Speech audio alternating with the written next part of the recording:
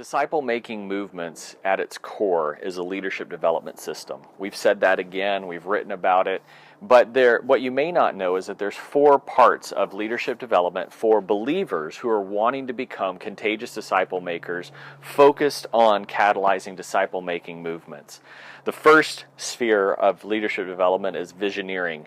That is getting a vision or casting a vision for what God can do if movement happens within your city, of seeing what it means to live out the Great Commission on a daily basis, of thinking about it enough and meditating on enough that it becomes a part of who you are, that you can see it and smell it and taste it as if it were real.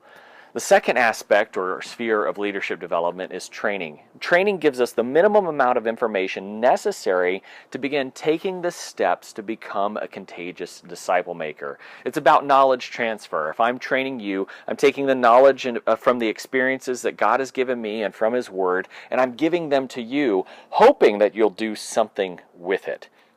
But the emphasis is on that transferring that knowledge. And it'll be practical, it'll be stuff that you can do, but the ball is in your court as to whether you take those next steps or not. The next sphere is coaching. Coaching focuses on coming alongside you, providing that little bit of accountability of someone saying, hey, I want to help you turn your training into action, and your action into habit, your habit into a lifestyle, and a lifestyle of action into movement. And that coach sits there and works with you to figure out how to apply the Bible, the disciple-making principles within your mission field so that you can be a part of catalyzing movement. And the last sphere is mentoring.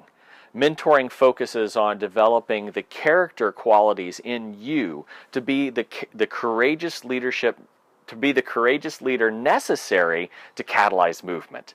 Okay, it's all about helping you develop that foundation, the bedrock of leadership in your own life, your character, your godliness as a follower of Christ, so that you can be a leader for the long haul, and that you could finish well, and that you can support other leaders that are coming out. Now, mentoring is not about squeezing already full schedules and wringing the last drop out of them. Instead, it's about how do we create that bedrock to support everything and to be strong. And strong not in our own strength, but it's strong in in our walk with the Lord, in being able to admit where we're broken and work on that and know how to work on ourselves and help others. Mentoring covers all those aspects. For the next 30 days or so, we're going to focus on covering and talking about the various facets of being a mentor and finding someone who can mentor you to help you catalyze disciple-making movements in your mission field. So you're going to want to follow us on Instagram. So that's instagram.com/contagiousdisciplemaking. Follow us on Twitter, twitter.com/contagiousdmm. You're going to want to follow us on Facebook. So that's facebook.com/contagiousdisciplemaking. Go to our blog at contagiousdisciplemaking.com. Those are going to be places where we're posting things about mentoring all over for the next 30 days. At least once a day in one of those places we'll be posting something new. Facebook is the place where you get to see everything if you follow us there.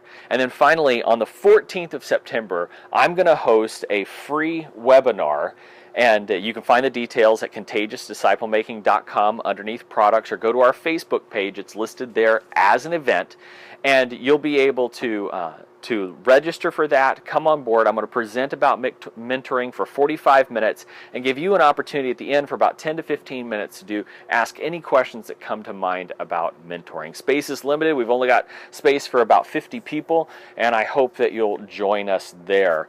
And I hope that we can provide you tools as you grow and develop as a leader for movement and fulfill the call that God has placed in your life.